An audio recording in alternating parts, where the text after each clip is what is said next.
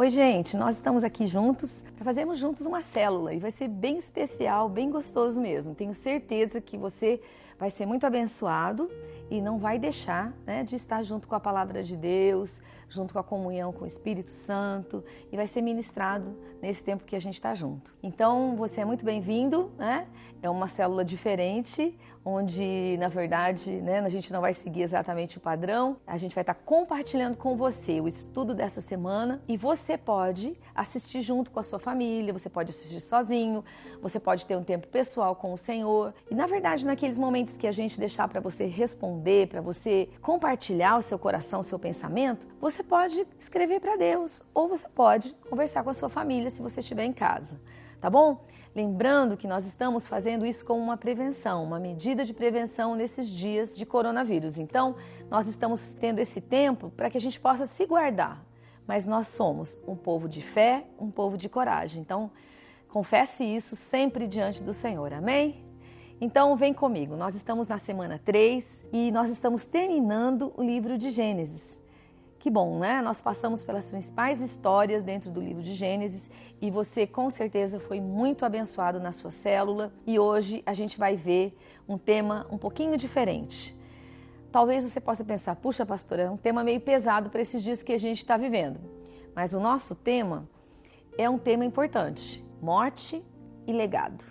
Então, se você está comigo, já deixe sua Bíblia preparada lá em Gênesis 49, que a gente vai chegar até ela daqui a pouquinho, Eu quero sugerir que você faça uma seguinte dinâmica.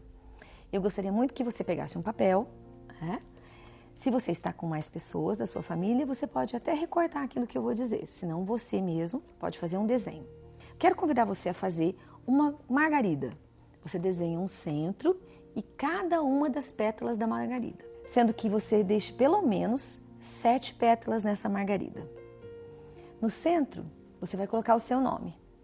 E em cada pétala, você vai colocar as coisas que são muito importantes para você nesta vida. Aquilo que você considera que tem muito valor para você. Eu vou deixar um tempinho para que você escreva algumas das coisas que são bem importantes para você e que você precisa anotar aí em cada uma das pétalas.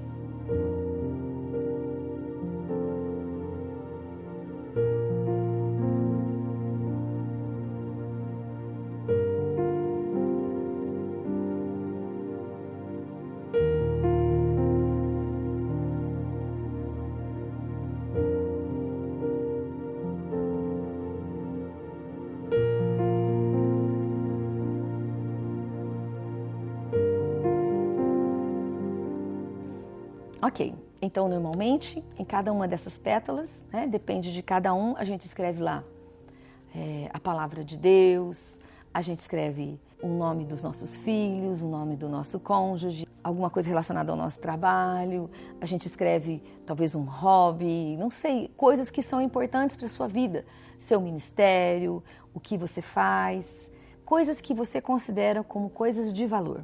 E aí, quando você olha para cada uma dessas pétalas, eu gostaria que você pensasse que algumas delas precisam ser maiores e outras precisam ser menores. Então agora você vai redesenhar essa flor, pensando agora no tamanho de cada uma dessas pétalas. Pense quais são aquelas mais importantes para você e quais são aquelas que têm menos importância para você. Vamos lá, faz agora essa outra parte.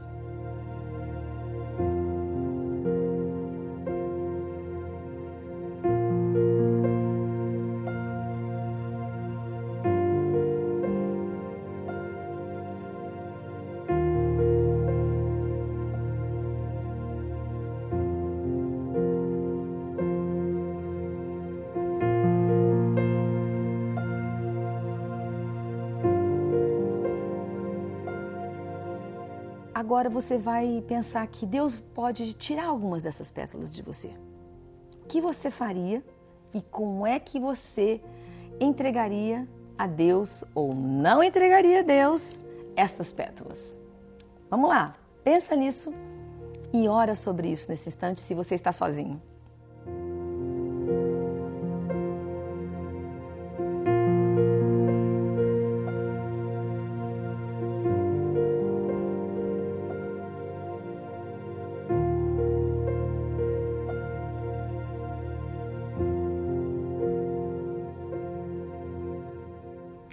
Pense comigo, uma flor é composta de muitas pétalas. Nossa vida é composta de muitas áreas que Deus nos permite viver e é assim que Deus nos fez.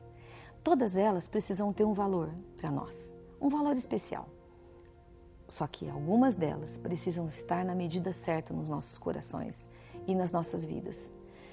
Que a gente não permita que algumas dessas pétalas se tornem tão grandes, que sufoquem, desformem a beleza daquela flor que Deus preparou para a nossa vida ser.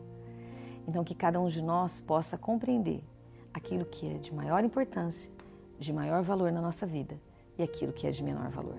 Reflita sobre isso.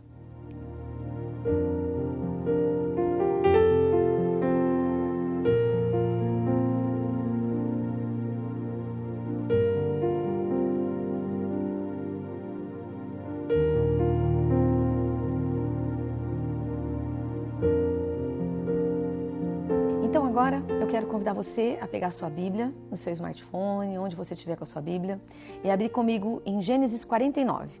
A gente vai ler em princípio do versículo 29 ao 33. Então vamos lá. Depois lhes ordenou dizendo: Eu estou para ser reunido ao meu povo. Sepultai-me com meus pais na caverna que está no campo de Efron, o Heteu. Na caverna que está no campo de Macpela, fronteiro a Manré, na terra de Canaã, a qual Abraão comprou de Efron, o Heteu, com aquele campo como propriedade de sepultura. Ali sepultaram Abraão e a Sara, sua mulher, ali sepultaram Isaque e Rebeca e a sua mulher, e ali eu sepultei a Lia. O campo e a caverna que está nele foram comprados aos filhos de Et. Acabando Jacó de dar essas instruções a seus filhos, recolheu os pés na cama, expirou e foi reunido ao seu povo. Então, esse primeiro texto está nos mostrando o momento de partida de Jacó. E uma das coisas que me chama a atenção é que Jacó percebeu que estava no final da vida. Jacó pensou, eu tenho pouco tempo e eu quero deixar as coisas ordenadas. Eu creio que isso é muita sabedoria da parte de quem está nesse momento da vida. Quando você está se preparando para algo que vai acontecer na sua vida, ele tinha muita idade, ele já sabia o que ia acontecer, ele começou a deixar ordens sobre o seu futuro, sobre aquilo que aconteceria, aonde ele gostaria de ser enterrado, né? E realmente era algo muito importante para ele. Embora ele estivesse morando dentro do Egito com a sua família, ele desejava que os seus restos mortais estivessem na terra da promessa, na terra em que Deus havia dito que seria a terra deles. Eu creio que isso é algo bem importante, algo que aponta, para aquilo que seria o cumprimento profético. Deus cumpriria sua palavra. Então ele estava apontando, crendo naquilo que Deus faria. Ele estava dizendo que ele desejava participar daquilo que Deus faria nos próximos anos, né? Então, lemos sobre a partida de Jacó e as suas recomendações e como ele descansou no Senhor. Pensando nisso, como você gostaria de morrer? Já pensou nisso? É um assunto super sério, né? É uma coisa interessante. Você sabe que às vezes a gente conversa lá em casa e eu escuto às vezes minha sogra dizendo: eu gostaria de não dar trabalho para as pessoas. Eu gostaria de ser levada dessa forma. E eu já ouvi pessoas dizendo isso. Você já orou sobre isso? Eu já orei sobre isso. Você já pensou sobre isso?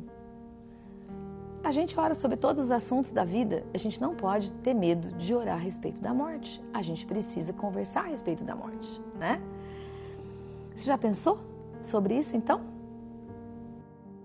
Eu quero ler com você uma definição de legado, que é uma palavra bem importante, uma palavra que a gente usa muito, que nas escrituras ela está repetidas vezes, na igreja a gente costuma falar muito sobre legado, e eu quero ler algumas definições com você. Olha só o que significa legado, a palavra legado. Segundo o dicionário, é uma disposição feita em um testamento, para benefício de uma outra pessoa. Também é deixar algo de valor ou não para uma outra pessoa.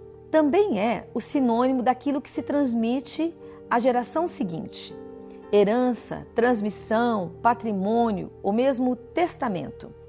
Mas ainda tem uma outra definição. Enviado em missão diplomática, embaixador, diplomata, representante, mensageiro ou porta-voz. É isso que é um legado. Então, um legado significa algo que você está deixando para uma próxima geração. E quando nós pensamos em algo de valor, Valor não é necessariamente apenas algo de valor monetário. Quando nós pensamos algo de valor, nós precisamos pensar em algo que tem um valor eterno. A palavra de Deus deve ser o seu melhor legado. A presença de Deus na sua vida deve ser o seu maior legado. Quando você testemunha, quando você compartilha com as pessoas, como Deus trouxe salvação na sua vida, respostas de oração, milagres que Deus fez na sua casa, na sua vida, você está transmitindo um legado. Você está deixando algo de valor para uma próxima geração. Porque é assim que a próxima geração experimenta o que Deus tem para ela. Através dos testemunhos dos seus pais espirituais. As histórias na palavra de Deus demoraram para ser escritas. Elas foram transmitidas oralmente. Elas foram contadas como um testemunho do poder, da graça, das respostas, do relacionamento de Deus com um povo. E esse, com certeza, foi o maior legado que Jacó deixou à próxima geração. Testemunhar, não ter vergonha de contar os momentos em que ele foi confrontado com Deus, quando ele lutou com Deus, os momentos em que ele errou com seus pais, com sua mãe, com seu papai, mentindo a ele. Essas histórias foram contadas de geração em geração. Esse foi o legado de Jacó para a próxima geração, para José, para os seus irmãos. Então, eu queria pensar junto com você, o que é que você tem deixado de valor para a próxima geração?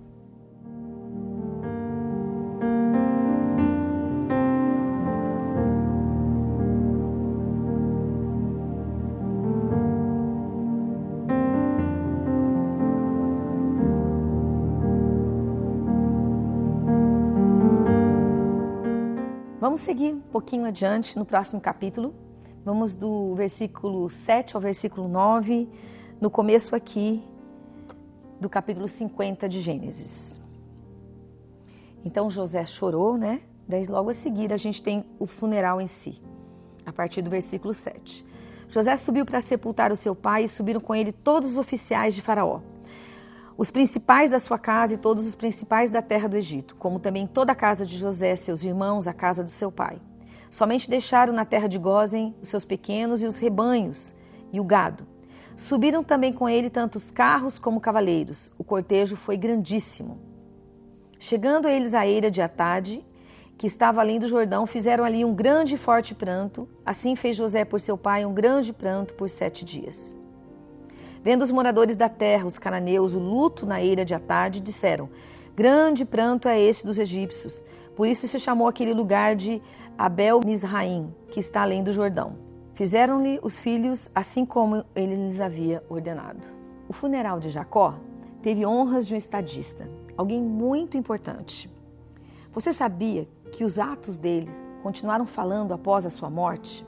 Você sabia que alguém vai continuar a obra que Deus começou através da sua vida? Então, a história de Jacó não se findou quando ele faleceu.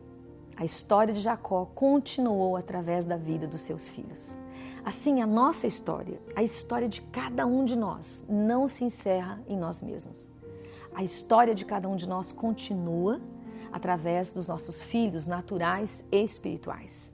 Se você semeou na vida de alguém, se você compartilhou sobre Jesus na vida de alguém, se você ministrou aos seus filhos, a sua casa, aquilo que você construiu em Deus é o seu legado e vai se perpetuar. Essa é a beleza da família, da casa de Deus. Essa é a beleza da igreja do Senhor, essa é a beleza do reino de Deus. Ninguém pode parar o reino de Deus. A morte não para o reino de Deus, uma história não se finda, porque nós continuamos levando um legado, o legado dos nossos pais, que será passado aos nossos filhos. Então, eu queria que você pudesse pensar um pouquinho, o que é que a sua vida vai falar para além da sua morte? Como é que Deus vai continuar usando você, mesmo quando você não estiver aqui?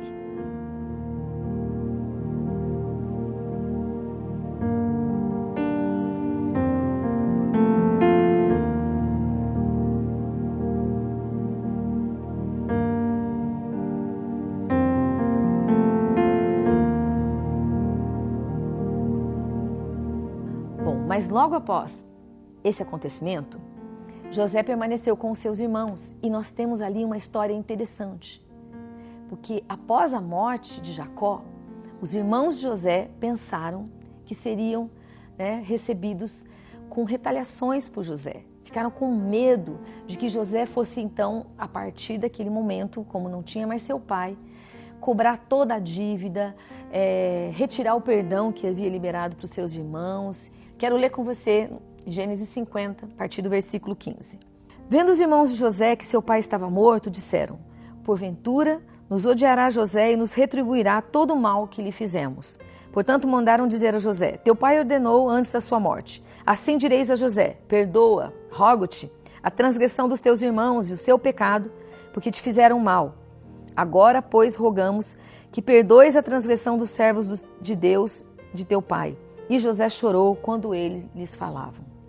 Depois vieram também seus irmãos e prostraram-se diante dele e disseram: somos teus servos. Respondeu-lhe José: não temais, acaso estou eu em lugar de Deus? Vós, na verdade, intentaste o mal contra mim, porém Deus o tornou em bem para fazer como se vê neste dia, para conservar muita gente com vida. Agora, pois, não temais, eu vos sustentarei a vós e aos vossos filhos. E assim os consolou e lhes falou ao coração. Que passagem interessante.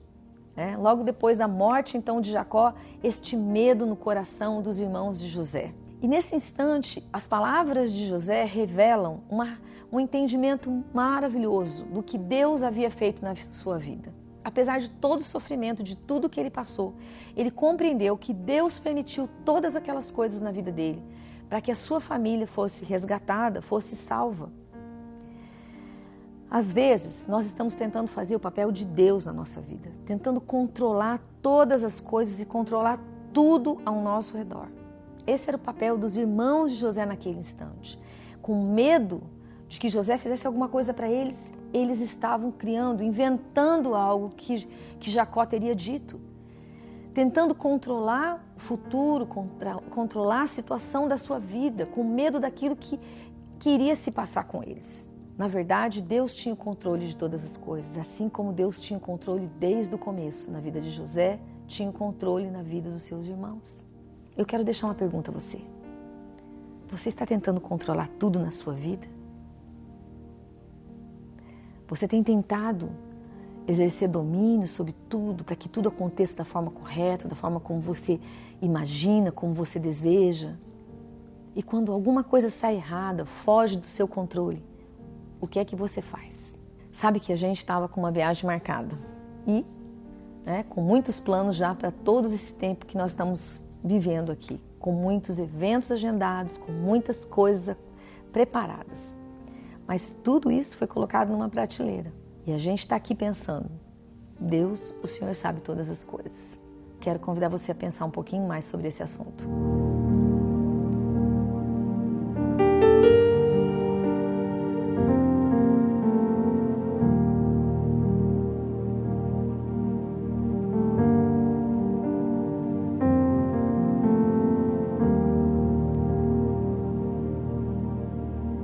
Se Deus cuida de nós, quem estaria no lugar dele em nossas vidas? Somente nós mesmos, tentando ser Deus ou o nosso inimigo quando nós não lhe entregamos esse direito. Então deixe Deus ser Deus na sua vida.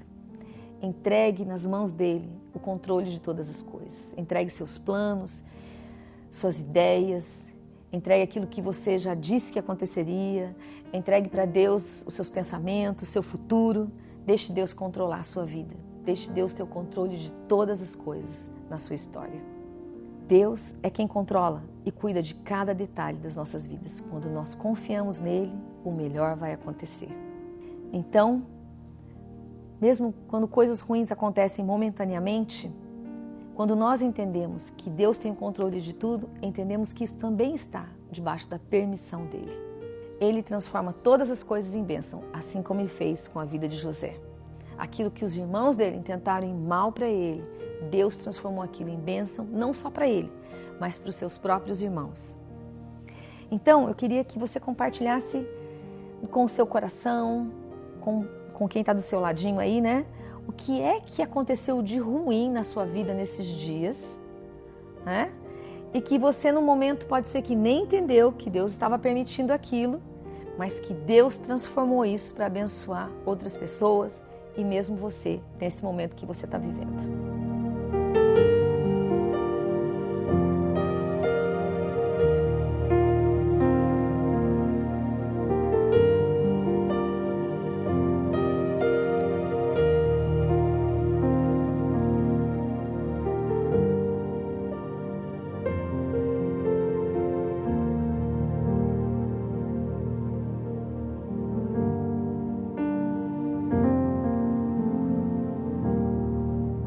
Então agora eu quero convidar você a pegar um papel, né? E nós vamos fazer um tempo pessoal com o Senhor, onde você vai escrever promessas de Deus para a sua vida, para o seu futuro, para aquilo que Deus tem preparado para você em toda a eternidade.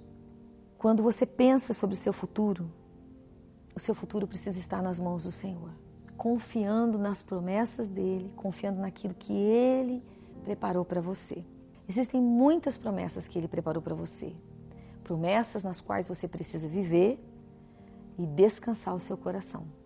Então, qual é a promessa de Deus na qual você está vivendo hoje? Se existe uma promessa, eu quero te convidar a escrever ela. E você vai declarar essa promessa durante toda essa semana, todos os dias, ao seu coração. Mas também eu quero te animar a fazer algo. Eu quero convidar você a escolher um salmo. Você pode escolher o Salmo 23, você pode escolher o Salmo 121, você pode escolher o Salmo 46, ou você pode escolher o Salmo que nós escolhemos neste domingo, o Salmo 91. E eu quero convidar você a ler este Salmo e a colocar este Salmo, ou qualquer um desses outros, na primeira pessoa e declarar as promessas que esse Salmo tem para você e para toda a sua casa. E ao fazer isso, você vai tomar posse das promessas que Deus tem nesse Salmo. E você vai ler essa promessa com autoridade, crendo e confiando no Senhor, de que elas se tornarão a sua realidade de vida nesses dias. Então, vamos fazer um exercício. Vem comigo para o Salmo 91. Eu quero convidar você a pegar a sua Bíblia e se levantar onde você estiver e ler este Salmo em voz alta. Este ou qualquer um daqueles outros que a gente deixou para você. Mas eu quero ler com você o Salmo 91. E você vai colocar ele como sendo a resposta de Deus para você, para aquilo que você está vivendo nesses dias. Vamos ler na primeira pessoa. Eu habito no esconderijo do Altíssimo, à sombra do Onipotente vou descansar. Eu digo ao Senhor, Tu és o meu refúgio, a minha fortaleza, o meu Deus em quem eu confio. Certamente Ele me livrará do laço do passarinheiro e da peste perniciosa. Ele me cobrirá com as suas penas e debaixo das suas asas eu estarei seguro. A sua fidelidade será o meu escudo e o meu broquel. Não temerei o terror noturno, nem a seta que voa de dia, nem a peste que anda na escuridão, nem a praga que destrói ao meio-dia. 1000 cairão ao meu lado, 10.000 à minha direita, mas eu não serei atingido. Somente com meus olhos contemplarei e verei a recompensa dos ímpios. E farei do Senhor o meu refúgio e do Altíssimo a minha habitação. Nenhum mal me sucederá, nem praga alguma chegará à minha tenda, pois aos seus anjos tu darás ordem ao meu respeito, para que me guardem em todos os meus caminhos. Eles me sustentarão com as suas mãos, para que eu não tropece em alguma pedra. Pisarei o leão e a áspide, calcarei os pés num grande leão e na serpente. Porque eu te amo, tu me livrarás. Me colocarás no alto retiro, porque conheço o teu nome. Eu te invocarei e tu me responderás. Estarás comigo na angústia e me livrarás. E ainda me glorificarás. Me darás abundâncias de dias e me mostrarás a tua salvação. Quero só te relembrar, o Senhor é contigo, meu amado. Somos fortes e corajosos nele, porque nós confiamos na sua palavra. Somos prudentes e sábios, porque assim o Senhor nos faz. Conversamos sobre o futuro, mesmo sobre a morte, mas nós não a tememos, porque o Senhor nos tem prometido a vida eterna e uma vida em abundância. Então, para nós a morte é um descanso na sua presença. E para nós viver é viver para Ele todos os dias. Então, querido, guarde o seu coração nesses dias de luta. Guarde o seu coração nesses dias de batalha. Guarde a sua mente na palavra e declare aquilo que a palavra do Senhor diz sobre você. Confia nele, descansa nele, entrega o seu caminho ao Senhor, porque Ele tudo fará por ti. Estamos chegando ao fim, mas eu quero te convidar a manter ligado aquilo que nós estamos anunciando através das redes sociais, através do Célula In, através dos nossos telefones, se você tiver qualquer dúvida. Como você viu, né, nós estamos cancelando então alguns eventos e a semana que vem a gente tem confraternização e em princípio ela também está cancelada. Então você deve ficar na sua casa, deve se guardar, deve evitar grandes aglomerações para que você não seja um transmissor da doença e possa abençoar muitas pessoas. Amém? Então se liga, continua com a gente, porque isso vai passar e nós vamos sair cada vez mais fortes.